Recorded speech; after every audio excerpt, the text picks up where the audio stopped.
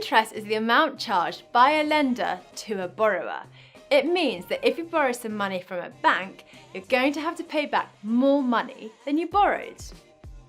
Equally, if you have a savings account and deposit some money, the bank will pay you interest as a sort of thank you for saving with them, as you are effectively loaning them money. There are two main types of interest that we need to be aware of. It's important to know the difference because it can affect how much money you have to repay or how much money you receive. In this video, we're going to look at simple interest in more detail.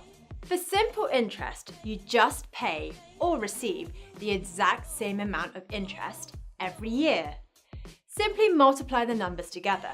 The interest I have to pay is 4% of 2,000, paid 5 times. So after 5 years, I have paid £400 of simple interest on the money I loaned. Give these questions a go. Pause the video, work them out, and click play when you're ready. How did you get on? If this question had asked, how much money do I have in my account after 4 years, we just need to add the £392 onto the £2,800.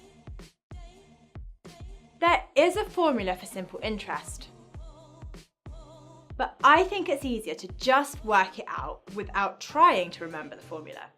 Multiply the starting amount, the interest rate, and the time period together. If money isn't left in a bank account for a whole year, only a fraction of the simple interest is paid. Work out what the full interest would be and then take a proportion of it. So I only earn 3/12 of the total interest. 2 more questions for you to do. Pause the video, work them out, and click play when you're ready. How did you get on? Did you realise you had to combine the totals for both questions? That's all you need to know about simple interest. Just multiply the starting value, the interest rate, and the time period together.